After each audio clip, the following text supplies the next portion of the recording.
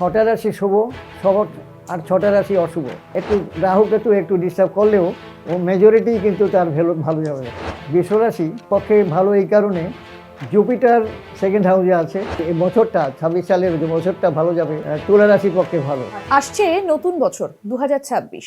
এই নতুন বছর কোন কোন রাশির জন্য কতটা ভালো অপেক্ষা করে রয়েছে, কোন কোন রাশির জন্য বেস্ট এই 2026, আমরা এই বিষয় নিয়ে আজকে আলোচনা করব। আমাদের সঙ্গে রয়েছেন প্রবীণ জ্যোতিষী এবং প্রাক্তন secretary general of Asian astrologers congress ও বর্তমানে president of federation of Indian অ্যাস্ট্রোলজার্সের প্রখ্যাত জ্যোতিষী শ্রী পান্নালাল মুখার্জি। আপনাকে স্বাগত জানাই আজ তাক বাংলায়। নববর্ষের শুভেচ্ছা, নতুন বছরের আগাম শুভেচ্ছা আপনাকেও। নমস্কার সবাইকে, আমার দর্শক বন্ধুদের ইংরেজি নতুন 2026 সালের শুভেচ্ছা জানাচ্ছি। এবার আপনার কাছ থেকে জানতে চাইবো যে কোন কোন রাশির জন্য খুব ভালো এই 2026।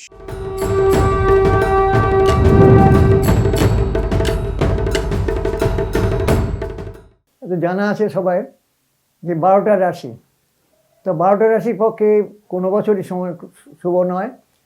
রাশির মধ্যে 6টা রাশি শুভ, সবর আর 6টা রাশি অশুভ। তা অশুভ বলতে তাদের পক্ষে শুভকর নয়, আবার কতগুলো আছে শুভকর। আমি শুভকর অর্থাৎ ফেভারেবল সহায়তা কোন কোন রাশির পক্ষে ভালো সেটা কম্পারেটিভলি বলছি। আমাদের 6টা রাশি দেখা গেল মোটামুটি ভালো। রাশিগুলো বলছি প্রথমে বৃষ রাশি, বৃষ রাশির পরে মিথুন রাশি, তারপরে আসে কন্যা রাশি, তুলা রাশি, বৃশ্চিক রাশি, তারপরে মকর রাশি। এই 6টা রাশি মোটামুটিভাবে ভালো রেজাল্ট তারা পাবে যদি তাদের দশা অন্তর্দশা ভালো থাকে।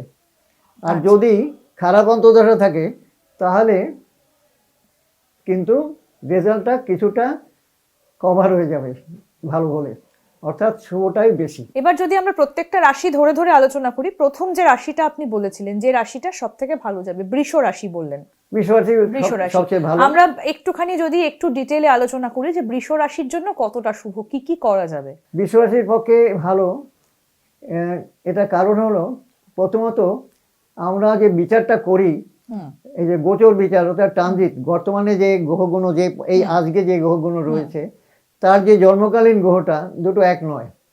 বর্তমান দশা অন্তর্দশাও একটা প্রশ্ন। সেই দশাগুলো আমাদের ক্রিয়াশীল, বর্তমানে একটা দশা অন্তর্দশা যাবে, তারপরে তার একটা প্রভাব থাকবে বর্তমান রাশি, বর্তমান যে রাশির স্থিতি, বর্তমান গ্রহদের, এবং সেটা 4টে গ্রহকে আমরা বেশি কনসিডার করি। কোন কোন 4টে রাশি, কোন কোন 4টে গ্রহ। প্রথমত শনি 2.5 বছর থাকে, বৃহস্পতি 1 বছর থাকে একটা রাশিতে, আর 1.5 বছর করে থাকে রাহু কেতু। সুতরাং এই 4টি গ্রহকে আমরা বিবেচনা করে এই ফলাদেশ। আচ্ছা, বৃষ রাশির জন্য শারীরিক, ক্যারিয়ার এবং তার সঙ্গে স্বাস্থ্য, পরিবার কেমন থাকবে সেগুলো যদি একটু ডিটেইলে বলেন। এবারে বলি, বৃষ রাশি পক্ষে ভালো এই কারণে জুপিটার সেকেন্ড হাউসে আছে, অর্থনৈতিক দিক দিয়ে ভালো যাবে।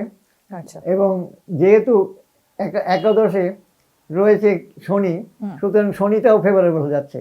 সুতরাং একটু রাহু কেতু একটু ডিস্টার্ব করলেও ও মেজরিটি কিন্তু তার ভালো যাবে। প্রথমত হেলথের ব্যাপারে যদি বলি, স্বাস্থ্য ব্যাপারে দেখা গেছে মোটামুটি ভালো যাবে, মজবুত যাবে, কিন্তু একেবারে সব রাউন্ডেই আর কখনো ভালো যাবে না। ছোটোখাটো রোগ অর্থাৎ বড় ধরনের রোগটা কিন্তু হবে না। আচ্ছা, বেশ, পরেরটায় আসি। পরের কি বললেন?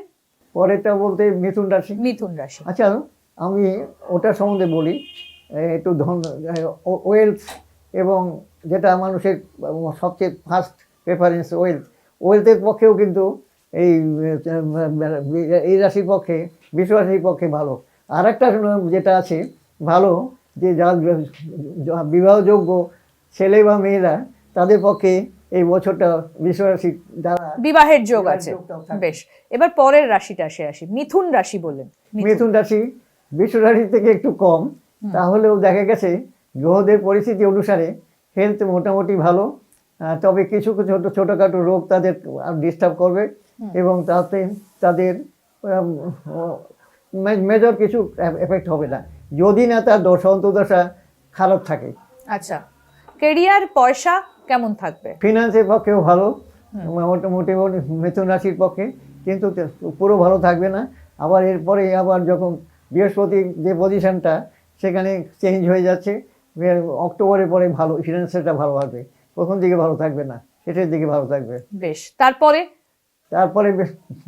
নেক্সট রাশিটা হলো কন্যা রাশি। কন্যা রাশি, কন্যা রাশির কেমন যাবে, কতটা ভালো কাটবে 2026? কন্যা রাশির পক্ষে ব্যাপার হলো যে যে পরিস্থিতি আছে তাতে মিক্সড রেজাল্ট, অর্থাৎ এই দুজনে যে বেনিফিট পাবে কম্পারেটিভলি তাদের কিন্তু কম হবে।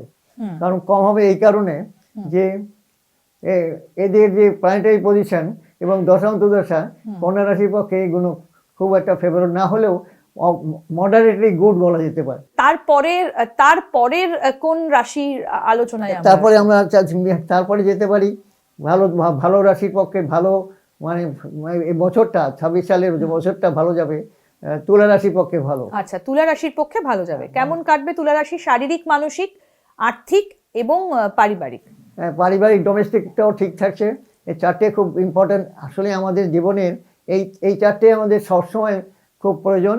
এবং এবারে দেখা যাচ্ছে যেহেতু তুলা রাশির ষষ্ঠে শনি রয়েছে, ষষ্ঠে শনি খুব কমফোর্টেবল, ডিস্টার্ব করবে না। এবং বৃহস্পতিও নবমে রয়েছে ভালো, সুতরাং তুলা রাশির কাছাকাছি যাবে বৃষ রাশির মতন, অর্থাৎ বিবাহযোগ্য ছেলে মেয়েদের কিন্তু বিবাহটা বেশি রাশির বিয়ে হবে। এবছর যদি কাউন্ট করা হয় 26 সালে দেখা যাবে তুলা রাশি তাদের বিবাহটা খুব তাদের স্মুথলি হয়ে যাচ্ছে। বেশ, এবার যাব 5 নম্বর। চারটে আপনি বললেন, এবার 5 নম্বর বৃশ্চিক রাশি। বৃশ্চিক, বৃশ্চিক রাশির পক্ষেও মোটামুটি ভালো। বৃশ্চিক রাশির পক্ষে এবারেও ওই যে চারটে মেইনলি যেটা ফোকাস করি যে হেলথ, ওয়েলথ, ক্যারিয়ার এবং আরও যেটা আছে সেটা হলো পারিবারিক ডোমেস্টিক পিস। ডোমেস্টিক পিস এদের মডারেটলি গুড এবং ম্যাক্সিমাম ফেভারেবল।